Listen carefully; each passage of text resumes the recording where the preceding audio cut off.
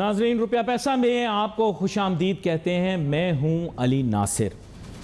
جو موضوع ہمارے ملک کو تنگ کیا جا رہا ہے وہ ہے بگڑتی معیشت اور اس کو اب ٹھیک کیسے کرنا ہے۔ یہ ایک ایسا معمہ، ایک اس قسم کا مسٹری پزل بن چکا ہے جس کو سالو کرنے کے لیے ماہرین کتنے ہی سالوں سے کوشش کر رہے ہیں، لیکن نتیجہ نہیں نکل رہا۔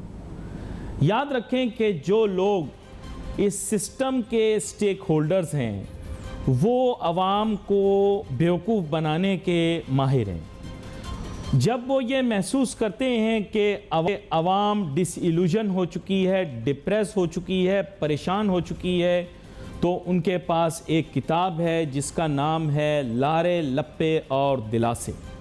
وہ اس کتاب کے چند پنے موڑتے ہیں اور عوام کو موٹیویٹ کرنے کے لیے سب سے پہلا دعویٰ کرتے ہیں ملک وسائل سے مالا مال ہے، جو وسائل پاکستان صحیح سے استعمال نہیں کر پا رہا۔ میرے نزدیک یہ ایک فیلسی ہے، ایک جھوٹ ہے، اور در حقیقت پاکستان میں وسائل بہت کم ہیں، لیکن یہ میری آبزرویشن ہے اور میں اس پر اسٹینڈ کرتا ہوں کیونکہ فیکچولی میں اس چیز کو پروف کر سکتا ہوں کہ پاکستان وسائل سے مالا مال نہیں۔ پھر ایک اور پنہ موڑتے ہیں اور اس کے بعد یہ کہتے ہیں کہ پاکستان ساری دنیا کی معیشت پر چھا سکتا ہے، 100 ارب ڈالر ایکسپورٹ کر سکتا ہے۔ یہ بھی ایک فضول قسم کی بات ہے جس پر کوئی بھی یقین نہیں کر سکتا، کیونکہ پاکستان کے پاس سرپلس ہے ہی نہیں تو وہ ایکسپورٹ کرے گا کہاں۔ پھر دیو مالائی کہانیوں کی ایک قطار لگ جاتی ہے۔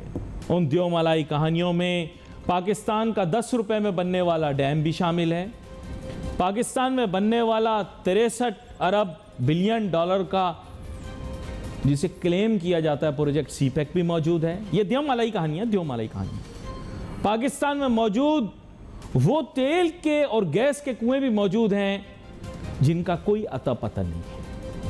پاکستان میں موجود سونے کا خزانہ بھی موجود ہے جس کا نام ہے ریکو ڈک، جس میں 200 ارب ڈالر کے سونے کے ذخائر بھی ہیں۔ ناظرین، ان دیو مالائی کہانیوں کے اندر پاکستانیوں کے بیرون ملک اثاثے اور جائیداد اور دولت بھی موجود ہے جس کا تخمینہ 500 ارب ڈالر کا ہے، اور ہم جب چاہیں ان کو واپس منگا سکتے ہیں، بلا سکتے ہیں۔ یہ وہ دیو مالائی کہانیاں ہیں جس کی وجہ سے میرا ملک بیچارہ دلدل میں دھنستا چلا جا رہا ہے اور نکالنا مشکل سے مشکل ترین ہوتا چلا جا رہا ہے۔ دیو مالائی کہانیوں میں یہ بھی شامل ہے کہ پاکستان میں یومیہ اربوں روپوں کی کرپشن ہوتی ہے۔ اب اس میں حقیقت بھی ہو سکتی ہے اور فسانہ بھی۔ اگر اتنی کرپشن ہے تو اس کی بچت کر کے ملک کے قرضے بھی لوٹائے جا سکتے ہیں، ملک کے معاملات بھی ٹھیک کیے جا سکتے ہیں، لیکن کیا ایسا ہے؟ سوالیہ نشان۔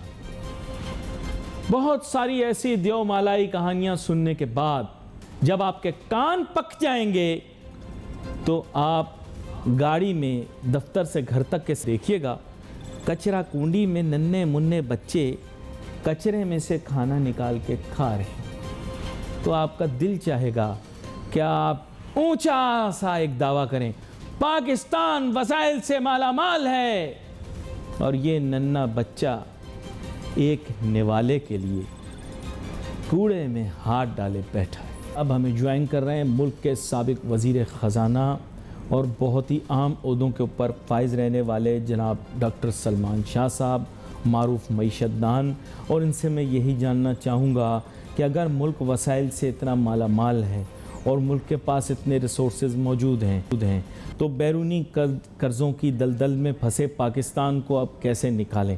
لیکن آج میں تھوڑے مشکل سوال کروں گا۔ ویسے تو میں ہمیشہ سے ہی ڈاکٹر سلمان شاہ صاحب سے مشکل سوال ہی کرتا ہوں اور یہ اس کے بڑے حسن انداز میں جواب دیتے ہیں۔ آج میں ڈاکٹر سلمان شاہ صاحب آپ کے پاس موضوع یہی لے کر چلنا چاہتا ہوں کہ دیکھیے، قرضوں کے بوجھ تلے پاکستان جو ہے وہ دبتا چلا جا رہا ہے اور اس کوگمائر سے نکلنے کا کوئی طریقہ نظر نہیں آ رہا۔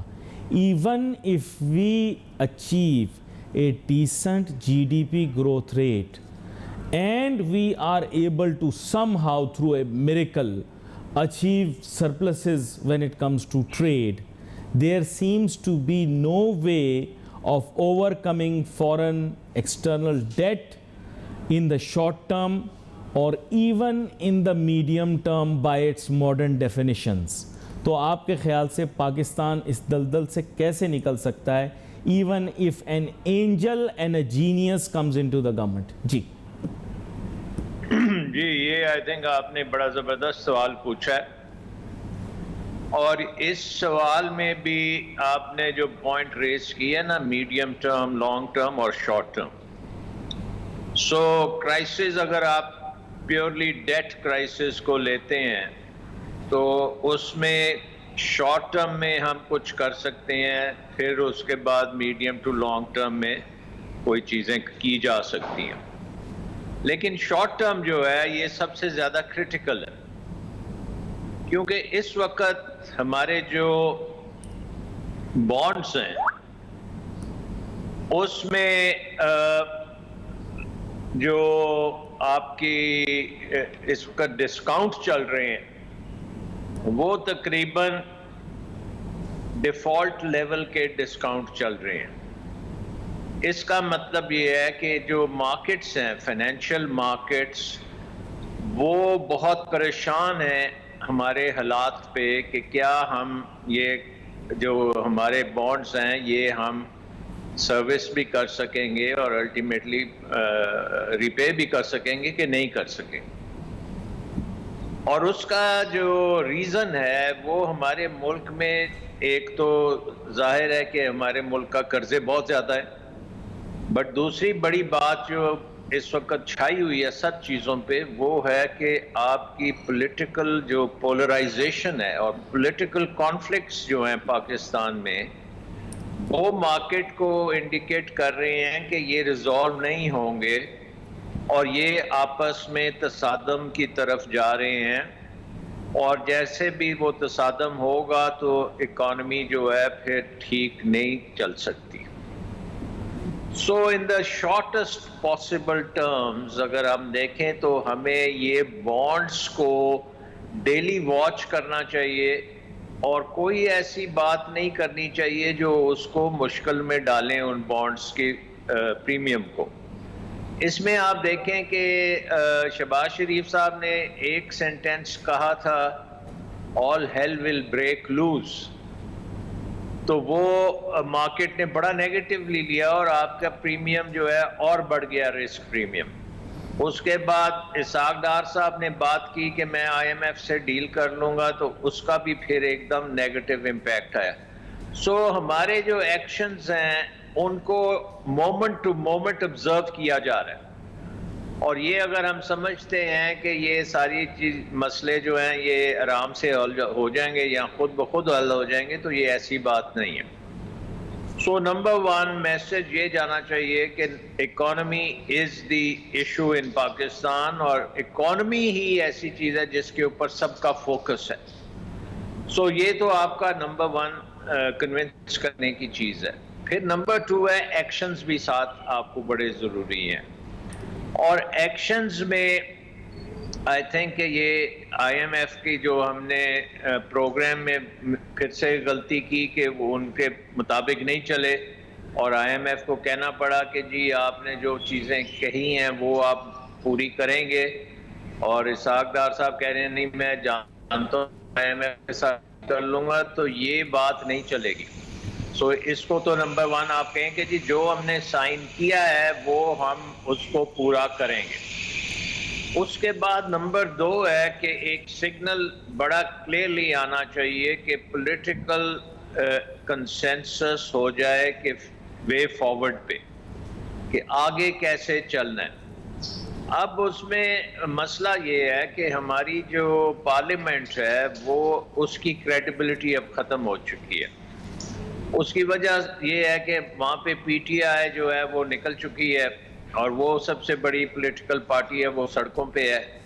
تو یہاں تو پھر ان کو واپس پارلیمنٹ میں لایا جائے اور پارلیمنٹ میں بٹھایا جائے اور ان کو کہا جائے کہ جی آپ پارلیمنٹ میں ہی ساری بات چیت کریں. لیکن سلمان شاہ صاحب پھر آپ I fully agree with you in this part, اور of course میں اس پولیٹیکل اینگل کی طرف آتا بھی ہوں واپس آپ کے پاس. لیکن ایک سوال میرے ذہن میں یہ ہے کہ یہ اسی پس منظر کے اندر جو آپ نے بات کی، دیکھیں اسٹاپ گیپ ارینجمنٹ کے اندر تو of course you can have a technocrat finance minister, but apart from that you need a public representative. In the long term we have to develop a policy whereby we get a public representative to the position or post of the finance minister who is advised by experts like you. It can never be that we can have technocrats like Shaukat Tareen who can serve. I'm just saying, I'm not asking you to concur or to refuse or to deny, who can have multiple masters, you know, because Shaukat Tareen can serve under Zardari and he can serve under Imran Khan and he can get away with it. But on the other hand, you can have Abdul Hafiz Sheikh who serves under the People's Party, who serves under Musharraf and who serves under Imran Khan. But in the longer term, we need a public representative as a finance minister who has to be an electable and knows that his decisions are going to be held accountable in the court of the people. دیکھیں بات یہ ہے کہ definitely number one way forward is کہ democracy must continue. And democracy کا مطلب یہی ہوتا ہے کہ will of the people has to be ascertained. اور حکومت وہ ہی ریفارمز کر سکتی ہے جس کے پیچھے عوام کھڑی ہو، جس میں جو عوام کے مینڈیٹ سے آئی ہو. اس وقت وہ کویسچن مارک ہے، کیونکہ آپ کا ملک سپلٹ ہو چکا ہے اور کچھ لوگ سڑکوں پہ ہیں، کچھ پارلیمنٹ میں ہیں، تو یہ کھچڑی جو ہے یہ چل نہیں سکتی. سو یہ تو انٹرنیشنل مارکیٹس نے آپ کو سگنل دے دیا کہ آپ جلدی سے جلدی فیصلے کریں. سو آئی تھنک کہ اس میں جو بات کر رہا تھا کہ ادھر یہ آپ کی پولیٹیکل پارٹی ساری پارلیمنٹ میں بیٹھ کے یہ طے کریں کہ ہم نے نمبر 1 IMF پروگرام کو آگے چلانا ہے، اور نمبر 2 کہ جو آپ بات کر رہے ہیں کہ لانگ ٹرم ہم نے قرضوں کے بوجھ سے نکلنا ہے. یہ تو پہلا سٹیپ ہے. اس کے بعد پھر اگر یہ آپ ان کو پارلیمنٹ میں نہیں لا سکتے تو پھر ادر آپشن از کہ آپ کو الیکشنز کرانے پڑیں گے، تاکہ جو بھی پھر آئے وہ الیکشنز کے ذریعے آئے اور اپنے مینیفیسٹو میں اکنامک ریفارمز جو ہیں وہ بڑی کرٹیکلی عوام کے سامنے رکھی جائیں، اور عوام کو اور بلکہ مارکیٹس کو بڑا کلیئر ہونا چاہیے پڑے گا کہ جی یہ PTI stands for this, PML stands for this, PPP stands for this, مولانا صاحب یہ چلنا چاہتے ہیں اور یہ لوگ اب پاور میں آ کے یہ کام کریں گے. اچھا سیناریو آپ کے سامنے ڈرا کرتا ہوں. آج کل جو سیناریو بنا ہوا ہے وہ یہ ہے کہ مریم صاحبہ has left for London and she's there to meet her father. She'll be there for health reasons as well, and whatever be the case, that means she will not be here when the long march will be taking place. On the other hand, Mr. Zardari is not feeling well. There is talk that he will be proceeding abroad as well for some kind of treatment or just a general checkup to ensure that he keeps well. The official expressions of Bilawal Bhutto are saying that he too is disturbed, that he will be alone when the long march will be taking place. The onus of the responsibility right now is on the shoulders of Ishaq Dar, that in 2 weeks he is able to bring the dollar down at the level at which you left. That would be around 178 or 183. Apart from that, he will have to pull down or somehow bring down the prices of petroleum. Can he pull out this miracle in this kind of situation when the long march is taking place? دیکھیں جو اسحاق ڈار نے کرنا تھا وہ ہو گیا، اور وہ جو ہمارے روپے کی والیٹیلیٹی ہے اس میں 10 روپے اوپر اور 10 روپے نیچے ڈالر کی قیمت ایک نارمل چیز ہے اور وہ ہوتی رہے گی. بٹ اگر یہ آپ کہیں کہ یہ ٹرینڈ ہے، جو کہ ڈار صاحب ایک ٹرینڈ چلا رہے ہیں کہ ڈالر کے خلاف روپی جو ہے وہ اپریشیٹ کرتا چلا جائے گا جب تک وہ 180 پہ نہیں آتا، تو آئی تھنک یہ خوش فہمی ہے، یہ نہیں ہو سکتا. اس کی سمپل وجہ ہے کہ پاکستان میں جو ڈالر کی قیمت ہے وہ ڈٹرمن ہوتی ہے سپلائی اور ڈیمانڈ سے. اب جس دن ڈار صاحب نے 10 روپے کی کمی کا وکٹری کلیم کی، اس دن آپ نے دیکھا کہ ہمارے $340 ملین سے ہمارے ریزروز کم ہوئے. سو روپی کی ویلیو اگر وہ Maybe he believes that through intervention he can bring down the price of the dollar. Maybe he believes this. تو ایک چیز یہ ہے کہ مطلب تو یہ ہے کہ روپی کی ویلیو اوپر جانی چاہیے کہ آپ کے ریزروز بڑھ گئے ہیں، یا آپ کے ملک میں فورن انویسٹمنٹ بہت زیادہ ایک دم آ گئی ہے، یا آپ کے ملک کی ایکسپورٹس نے بہت جمپ لے لیا ہے، یا آپ کی ریمیٹنسز بہت بڑھ گئی ہیں اور یہ ٹرینڈ کے طور پہ بڑھیں. تو پھر تو ہم کہہ سکتے ہیں کہ ہاں جی جو پالیسی دار صاحب اختیار کر رہے ہیں وہ لانگ ٹرم ہمیں لے جائیں گی ہماری ڈیسٹینیشن 170-180 روپے پہ لے جائیں گے. لیکن اگر یہ صرف ایک ڈے ٹو ڈے مارکیٹ پلے ہو رہا ہے تو پھر یہ نہیں ہوگا کام، پھر یہ واپس اوپر بھی جا سکتی ہے. اور آج ہم نے دیکھا ہے کہ برینٹ اوپر چلے گیا دوبارہ سے تیل، اور انٹرسٹ ریٹس دنیا میں بہت زیادہ بڑھ رہے ہیں، بلکہ ڈالر اسٹرینتھن ہو رہا ہے ہر جگہ پہ. تو میرے خیال میں پاکستان میں اس کا جو امیڈیٹ امپیکٹ ہے کہ وہ روپی کی اس طرح سے ری ویلیویشن نہیں ہو سکتی. کہ اگر ہم اپنے ڈالر ریزروز کو یوٹیلائز کر کے ڈالر کی قیمت کو نیچے لانے کی کوشش کریں گے تو پائیداری پھر اس میں اتنی نہیں آئے گی، کیونکہ پاکستان کے پاس اتنا زیادہ ڈالر انفلو اس وقت موجود نہیں ہے. بٹ دیکھیں sir, people, let's be very frank, you were a very successful finance minister of this country during, I would say, very difficult times, in the sense that perhaps you may have had a smooth journey. The technicals and the challenges still remained because you had to remain successful and even more successful than your predecessor, who was the Prime Minister at the time, Shaukat Aziz. تو میں یہی کہنا چاہوں گا کہ سر دیکھیں، your decision was good. You are talking about your own political party, PTI, who absolutely failed in controlling the value of the dollar, whereas you yourself were able to ensure and sustain the dollar at around 60 rupees. تو سر یہ blame تو آپ P T I کو دیں نا سر، کہ یہ جو 3 فائنانس منسٹر ان کے آئے، انہوں نے below average performance دکھائی when it came to forex policy. جی دیکھیں، اس میں جو ہمارا ٹائم پیریڈ تھا نا 2004 سے لیٹ سے 2008 تک کا ٹائم پیریڈ، جب پاکستان کی اکانومی میں بے شمار فورن انویسٹمنٹ آئی، ایک انویسٹمنٹ کلائمیٹ جو تھا وہ بڑا موضوع ہو گیا تھا، کیونکہ آپ نے ٹیررزم کو بھی کنٹرول میں رکھا ہوا تھا، اور آپ کا انٹرنیشنلی ایک سٹیچر تھا as a front line state, اور آپ کی گڈ ول بہت زیادہ تھی، اور آپ کی پالیسیز تھیں کہ انویسٹمنٹ کو اٹریکٹ کیا جائے. اور آپ نے دیکھا کہ 2006 میں foreign investment alone was more than $8 billion. Yes. جو کہ اس کے بعد کبھی اس نمبر تک نہیں ہم پہنچے. میکسیمم اگر ہم پہنچے ہیں تو 1 سے 2 ارب ڈالر سالانہ کی ہماری فورن انویسٹمنٹ ہوتی ہے. Look, I have heard کہ جو بات آپ کر رہے ہیں, you have also conveyed the same to Imran Khan. Am I right? That you were the person who told Imran Khan that to attract investment, we have to have a continuity in our forex policy.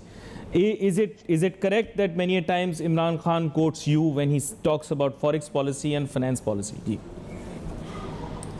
نہیں, I think Imran Khan کو بالکل پتہ ہے کہ فورن investment اور investment in general is very very important. دیکھیں, جو عمران خان صاحب کا ٹائم پیریڈ پچھلے 3.5 سال میں زیادہ فوکس ان کا ٹیکس ریفارمز کی طرف تھا, اور ٹیکس ریونیو کو انکریز کرنا تھا, اور اس میں خاصی کامیابی بھی ہوئی. لیکن میرا ان سے ہمیشہ یہی کہا, جب میں انہیں یہی کہتا تھا جی کہ ٹیکسز سے زیادہ امپورٹنٹ انویسٹمنٹ ہے, اور ہمیں انویسٹمنٹ کو پروموٹ کرنا چاہیے اینڈ ٹیکسز آٹومیٹکلی اوپر جائیں گے اگر ہم انویسٹمنٹ لانے میں کامیاب ہو جاتے ہیں اور اکانومیکس کو ایکسپینڈ کرتے ہیں. اچھا میں آپ کے ساتھ بڑا عجیب سا کنٹروورشل سی ایک بات کروں گا. بات یہ ہے کہ یہ آپ نے جو بات کی اس کو کمپلیمنٹ کرنے کے لیے آئی تھنک کہ the person who sank your ship was شبر زیدی. وہ کہتے ہیں نا کشتی دے اندر بہ کے دے اندر موری کیتی, تو وہ بیسکلی پرابلم یہی ہے کہ he was in your boat, he was in your ship and he talked about tax constantly, he never talked about investment or industrialization, and after the ship sank he was one of the first to jump. اب وہ میں نہیں بتانا چاہتا کہ انگریزی کے اندر who jumps first, but پھر یہ کہ بہت لمبا پھر ایشو ہو جائے گا, پرسنل ہو جائے گا شبر زیدی صاحب کے ساتھ. اس بارے میں آپ کی رائے دینا چاہوں گا کہ why was it tax centric؟ دیکھیں ایک تو بات ہے کہ Shabbar Zaidi is a tax expert اور وہ پرائیویٹ سیکٹر کا بندہ تھا and he knows all the ins and outs of how the tax process works in Pakistan. تو اس پوائنٹ آف ویو سے وہ انہوں نے خاصی بہتری بھی کی. لیکن یہ بات درست ہے کہ جو ٹیکس انکریز ہم کریں گے اور اس کے نتیجے میں اگر انویسٹمنٹ کم ہو جاتی ہے یا انویسٹمنٹ شائع ہو جاتی ہے تو پھر اس ٹیکس کا کوئی فائدہ نہیں ہے. پھر وہ ایک قسم کا ڈرین بن جاتا ہے کہ وہ اکانومی میں آپ بوجھ بن جاتا ہے. Taxes become a burden on the economy. So the main جو میری فلسفی ہے وہ یہ ہے کہ آپ پروموٹ کریں انویسٹمنٹ کو, اکانومی کو ایکسپینڈ کریں and as a by product آپ کے ٹیکسز کلیکشن جو ہے یہ اوپر خود بخود جائے گی and you will be able to make a good transparent tax system جو جس میں کم ٹیکسز ہوں, ریٹس کم ہوں اور آٹومیٹک ہو, ٹیکنالوجی ڈریون ہو, تو وہ کام پھر آپ کر سکتے ہیں. لیکن اگر آپ نے ٹیکسز کو بہت زیادہ بڑھا دیا, ٹیکس ریٹس کو بہت بڑھا دیا, ڈریکونین میجرز لینے شروع کر دیے اور پرائیویٹ سیکٹر کو ایک قسم کا اپسیٹ کر دیا اور وہ انویسٹمنٹ شائع ہو جائیں اور کیپٹل فلائٹ کی طرف جائیں, تو پھر وہ ٹیکس پالیسیز کا فائدہ نہیں ہے, پھر نقصان ہی نقصان ہے. تو یہ پاکستان میں ہوتا رہا ہے over the period of time. And میں کہوں گا کہ پچھلے 3-4 سالوں میں بھی کیونکہ ٹیکس کے اوپر فوکس تھا اور ٹیکس کلیکشنز خاصی بڑی ہیں, تو اس سے آپ کی جو انویسٹمنٹ ہے اس میں اتنا خاطرخواہ اضافہ نہیں ہوا. جو ہم نے 2007 میں اگر آپ لیں investment to G D P ratio جو تقریباً 23% تک پہنچ چکی تھی, وہ جب 2008 میں پیپلز پارٹی کی گورنمنٹ آئی تو وہ کریش کر کے 12% پہ آ گئی اور investment to G D P ratio پھر انکریز نہیں ہوئی. اب میکسیمم جو آتی ہے نظر آتی ہے وہ کوئی تقریباً 15% کے قریب ہے. But let's say, میں just please forgive me for saying this. کم از کم اس کو ہم 25% پہ لے کے جائیں. Forgive me for saying this. Forgive me for saying this. You know, but I'm just saying, people say that I usually build you up because I like you or I appreciate you or admire you because perhaps I have some personal liking, but I can assure the viewers and listeners that why I appreciate you, because nothing succeeds like success, and you were a successful finance minister, period. But then you are considering a candidate to be a finance minister who has only served a very short tenure with the PTI, and while he was a finance minister in the past, that is the time you're telling that the investment to GDP ratio fell. This is the time of Mr. Shaukat Tareen. This is the time we have to understand when the economy crashed, despite the fact that he was overcome by the challenge of the international economic crisis. But we are talking about a finance minister who did not succeed. And how can you, آپ سب ان کے پیچھے کیسے rally کر سکتے ہیں؟ I don't understand this. دیکھیں یہ time ہر time environment different ہوتی ہے اور یو آر رائٹ کہ اس وقت ایک مارکیٹ کریش بھی ہوا. اس وقت ایک بہت بڑا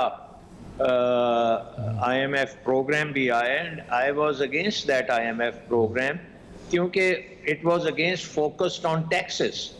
اور اس وقت آپ نے دیکھا ہوگا کہ ٹیکس جو نیا وہاں پہ اس وقت لگا it was the V A T tax. V A T کو بہت زیادہ پروموٹ کیا آئی ایم ایف نے, اور ہماری جو اکانومی ہے میری نظر میں VAT suitable tax نہیں ہے because it's a very complicated سر وہی تو tax میں آپ سے which سوال کر رہا ہوں کہ how is it possible that you are rallying behind a finance minister who during his 2 tenures was not able to control the inflation. I think during the Zardari tenure when he was a finance minister, I think the inflation went into double digits. As I can recall, perhaps one of the highest during that short period or whatever period we consider. Still, inflation was very high when he came in his second tenure as a PTI finance minister. I mean, I'm not criticizing, but I'm just saying that we have to have a barometer. So I have a barometer. I am considering you, I am considering Shaukat Aziz, I can even consider Ishaq Dar. I think Ishaq Dar has been a very decent finance minister during this tenure when it comes to inflation. تو میں کیسے ایسے شخص کے پیچھے rally کر سکتا ہوں جس کے دور میں عوامی تکالیف میں اضافہ ہوا ہو؟ جی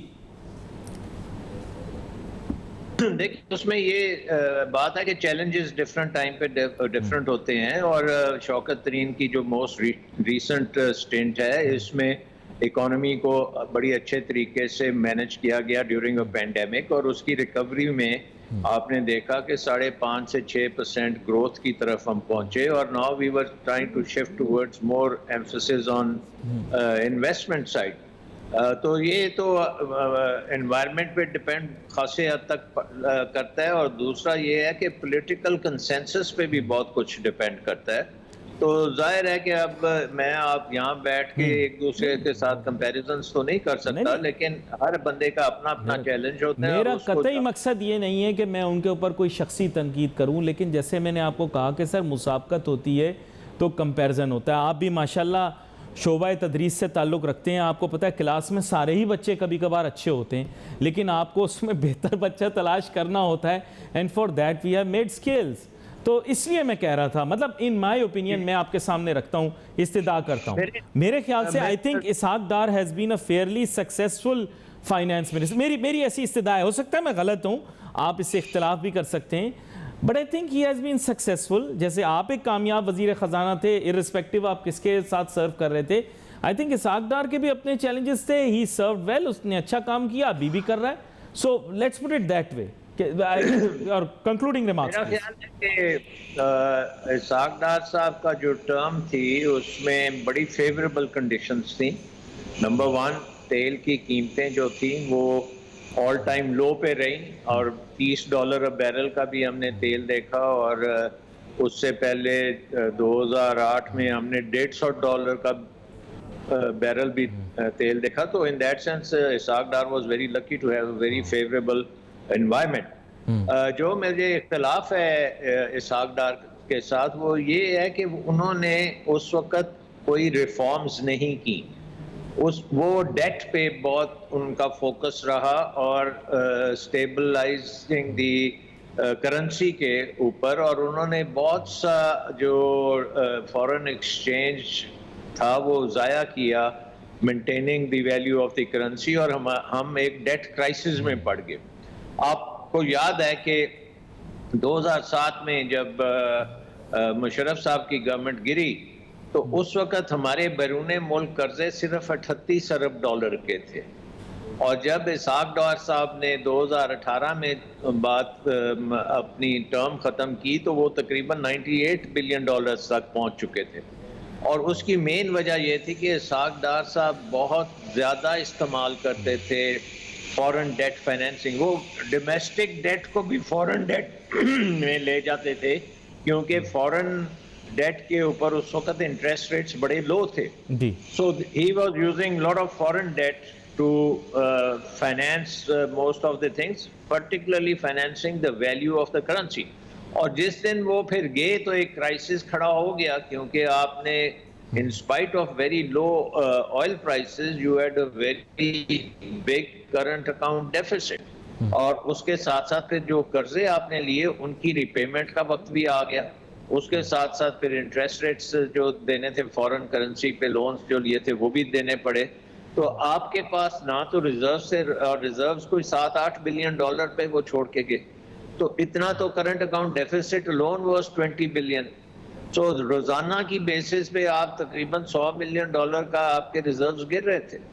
تو وہ ایک کرائسس تھا جس سے ابھی تک ہم نکلے نہیں ہیں، کیونکہ وہ ڈیٹس جب ایک سرٹن تھریش ہولڈ کے بیونڈ چلے جاتا ہے تو وہ آپ کے اکانومی کے اس کے بوجھ برداشت نہیں کر سکتی. اب 2008 میں فورن ڈیٹ جو تھا وہ تقریباً 22% تھا ہماری جی ڈی پی کا.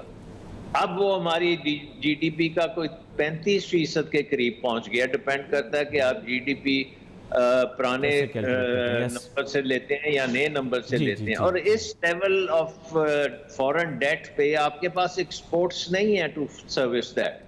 آپ کے پاس نہ فورن انویسٹمنٹ کی کلائمیٹ ہے.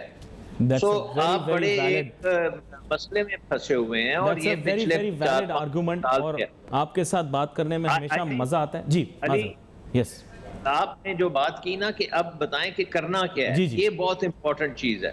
سو نمبر 1 شارٹ ٹرم میں تو آپ کے پاس یہ ہے کہ آپ نے اپنا فورن امیج جو ہے اس کو امیڈیٹلی ٹھیک کرنا ہے کہ Pakistan is serious about the economy. صرف ہم نے یہی دنیا کو سمجھانا ہے کہ پاکستان کی اکانومی سیریسلی مینج ہوگی، آئی ایم ایف پروگرام کے ساتھ کھلواڑ نہیں کریں گے. یہ تو پہلا سٹیپ ہے. نمبر 2 الیکشن کی ہم نے بات کری. بٹ نمبر 3 جو بات ہے وہ یہ ہے کہ آپ نے اپنی اکانومی کا رخ چینج کرنا ہے. آپ نے اکانومی کو انورڈ لوکنگ اکانومی سے آؤٹ لوکنگ اکانومی کی طرف لے کے جانا ہے. I am running out of time and we will have to continue it in week. آپ کے ساتھ بات کرنے کا بڑا لطف آیا، ہمیشہ آتا ہے، اور بڑے احسن طریقے سے آپ نے میرے مشکل سوالوں کا جواب دیا. Now let's sum it up. Main aim یہی ہے کہ اب اگر ہمیں معیشت کو بچانا ہے تو کچھ طریقہ کار تو ڈاکٹر سلمان شاہ صاحب نے بتا دیے، لیکن ہمیں یہ بھی سمجھنا پڑے گا ناظرین کہ ہمیں پھر میں ریپیٹ کروں گا اپنی جیو اسٹریٹجک لوکیشن کا فائدہ اٹھا کر اکنامک سپورٹ حاصل کرنی پڑے گی.